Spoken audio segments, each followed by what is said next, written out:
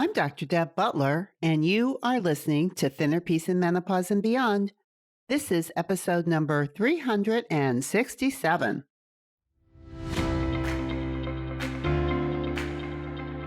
Welcome to Thinner Peace in Menopause and Beyond. This is Dr. Deb Butler, Master Life and Weight Coach, and as always, your coach. If you're a woman and you're smart and you're successful and you've been struggling with weight your whole life, and now menopause is making it harder than ever, and you are ready to make this the last time you ever have to go on a diet again, then this podcast is for you. Stay tuned. Well, hello, all my dear friends all over the world. How are you today?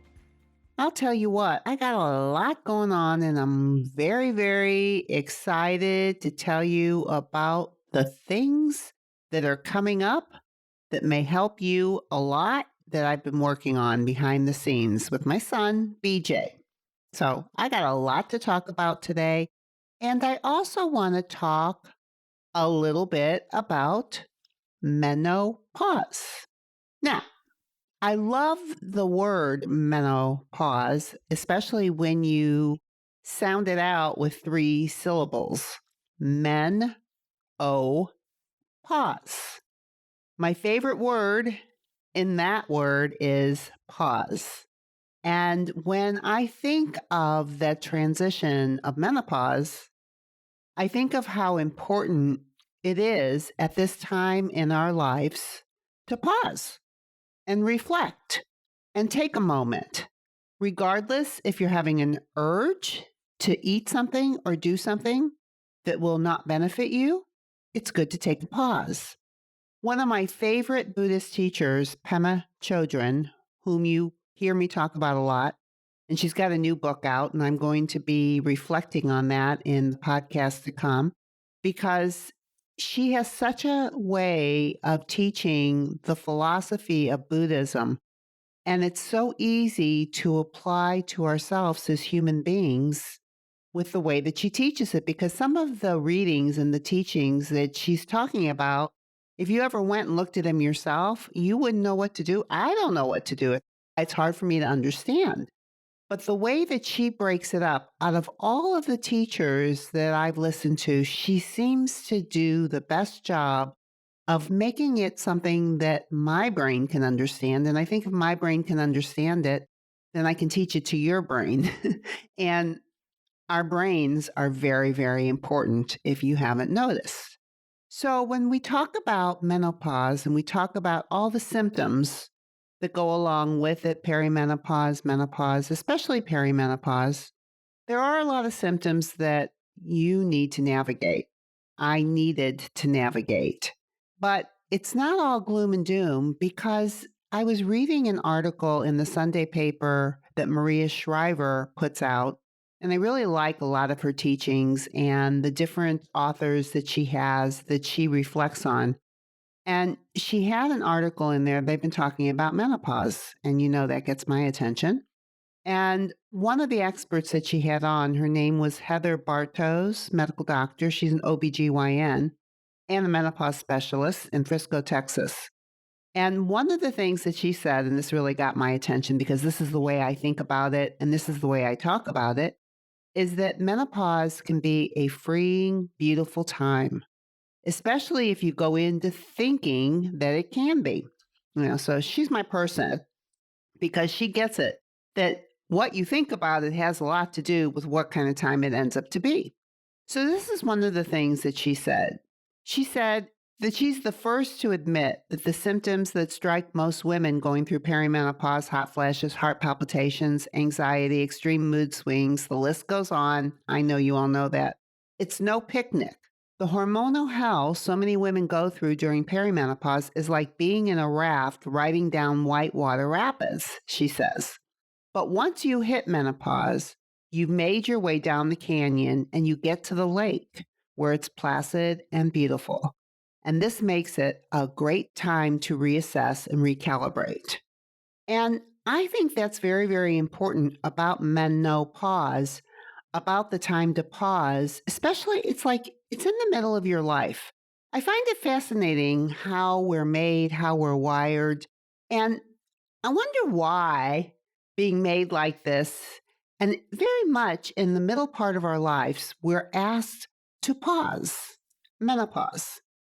And Dr. Bartos says in her article to ask questions such as: are you healthy as you'd like to be? Are you on target when it comes to your personal goals?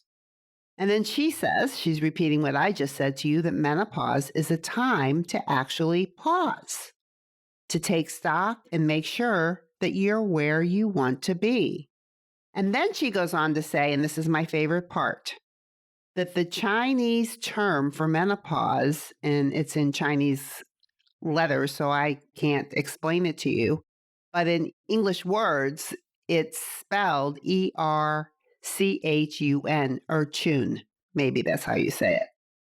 But this is what I want you to know. Even though I don't know exactly how to say it, this is what it means. Guess what it translates to?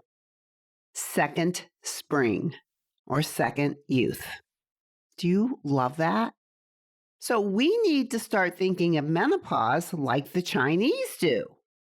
Consider the many ways this time in our lives is liberating. I mean, seriously, when you think about no more periods, gosh, it's been a while since I've been through menopause and I'm on the other end. I'm on the more placid lake. And, I think in all of our lives, we have times that are more challenging. And I think challenging times have a way of we get to learn something that we've never known before. And I think when we learn something and go through something and we end up on the other side, it's a very liberating time of year. And it's also very, very important. And with menopause, as I was thinking about this and the pause, and thinking about Pema Chodron and how she talks about the pause, how important it is to pause whenever you're in the middle of some kind of pull, or what she calls shempa, when you're being pulled or hooked into something negative, to take a pause. Menopause is a time to pause and look at your life. And I talk a lot about eating when you're hungry and stopping when you're full.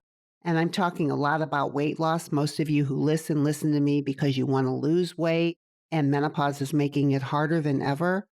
But menopause is also an opportunity to make things easier than ever if you can use this time to figure things out. Like, what does your body actually need? What do you actually need? What haven't you been giving yourself that you so desperately need that you're starting to figure out now? That's the kind of questions I think is important to ask when you're in this part of your life. And I've also read places, not in this article per se, where actually our brains become more malleable again. So that when we decide what we want to think, our brains can actually do it easier during this time than other times. I mean, do you love that? So if it's a time to pause, if it's a time for reflection, and our brains are actually in some ways more malleable to accept this, then you really need to think about, what do you want? What isn't working for you? What is working for you? And especially when we're talking about health and we're talking about our bodies, how can we use this time to step up a level, to step up our self-care, to step up how we want to take care of ourselves? And that's everything that I talk about. How do you want to take care of yourself? How do you want to use food? For many of us, for myself included, and for those of you who don't know my story, I spent from the time I was 12 years old until the time I was in my 50s on diets. On a diet, off a diet, gaining weight, losing weight, 20 to 30 pounds, up and down, like a yo-yo. And when I hit menopause, it just became impossible to do anything that I was doing before to lose weight like I did before. And mostly what I was doing was Weight Watchers. And I'm not saying anything against Weight Watchers. I'm just saying that our bodies have a better idea of what we need than any diet could ever know. And since our appetites decrease over time, our appetites are less than what they used to be. And in menopause, because our emotions are so increased and there's so many things going on internally, that it feels like if we've been feeding our emotions our whole lives, like I was from the time I was 12 till the time I was in my 50s, I didn't eat when I was hungry and stop when I'm full. I used to eat when I was emotionally hungry, and I used to lose weight by listening to something outside of myself tell me when to eat and tell me when not to eat. That's the way I ran it. That's the way I ran my health. When menopause came around and I was forced to pause, I think a lot of us are. But I want you to look at it the way Dr. Bartos explained it in her article, that it's a freeing, beautiful time if that's the way that you think about it. Now, as I'm talking about this, probably the most important thing that I want you to get from what I'm saying is that the brain is more malleable. And if it is, would you like to feed it better thoughts if it's more apt to be able to take it? And that's the surprise that I have for you is that I don't think I've ever done 5 days of teaching for 1 hour every day for 5 days coming up. Every day for 5 days, I'm going to be coaching and teaching. I'm going to be doing it for $37 and you're invited. And the main thing that I'm going to be talking about is your brain. I am calling this Train Your Brain because I think in menopause, more than any other time, it is an opportunity, the best opportunity to train your brain. And I'm going to use 5 days of hourly teaching to show you how to do it. So I'm going to teach you on some of the most challenging situations that I've heard from all of my clients, all of my mini sessions, hundreds of women over the years of what is the most challenging situations during this time. I'm going to teach on it and then I'm going to coach on it. And as most of you know, coaching is getting inside somebody's brain and showing it to them, and then giving them an opportunity to change what is going on in their brain. That's why I'm calling it Train Your Brain. Listen, you all have been trying to train your bodies for the last 20 and 30 years. It doesn't work. But I have learned through experience that if you can get your brain on board, your body comes with it. So I'm going to teach you how to train your brain. 5 days, 5 hours, $37. You and me, you are going to be coached and you're going to learn something you've never learned before. And we are going to reshape your brain in 5 days. And you know what? You're going to lose weight by training your brain. Now, if that sounds good to you, I don't know how it couldn't sound good to you. And I am really excited about it because I know that there's a lot of you that would like to work with me. And either because of the expense or the time, you're not, but you think about it. And I want to work with you too. I want to learn more about you. So I have figured out a way that if I do something and I do it for not a lot of time, but very consistent, 5 days, 1 hour on something very challenging to you and teach you and coach your brain on those situations, I think we can make major shifts on how your brain works and how your body can lose weight in menopause for the last time. Now, if this is sounding enticing to you, you need to go to drdebbutler.com/brain, BRAIN. You can read all about it and sign up for it. It's happening May 15th through May 19th. When it's filled up, it's filled up. And what are you waiting for? That's all I have to say. I am very excited about this. I'm really excited to meet you. Those of you who've been listening to my podcast for a while, and you want to talk to me, but I don't know, maybe you're a little afraid, maybe you're a little intimidated, maybe you really just don't even know what you would say or ask me, you can do this class with me, 5 days of coaching, where you can listen to others being coached or you yourself can be coached. Either way, your brain is going to change, and I guarantee that. So, menopause. It's time to pause. This is the second spring of your life. This is your second youth. I want to help you use it. I want to help you manage your brain in such a way that you create the life and the body that you've always wanted. And the way that we're going to do it is by training your brain. So all you need to do is go to drdebbutler.com/brain, BRAIN. It'll be in the show notes. You can also go to drdebbutler.com/367, and you can get the information that way. But whatever you do it. This is a place where you don't pause. This is a place where you do it. And this is what I want to give you for this week, what I want you to think about. That if you're in menopause, take a pause. Take a pause when you find yourself, for instance, in the middle of an urge, wanting to either drink something that you just told yourself you didn't want to do. I want you to pause for 3 seconds and just sit with whatever is there for 3 seconds.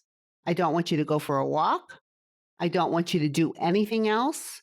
I want you to sit for 3 seconds and feel whatever is going on. When that 3 seconds is up and that pause is up, I don't care if you go ahead and eat it or not. Either way, the pause will help your brain.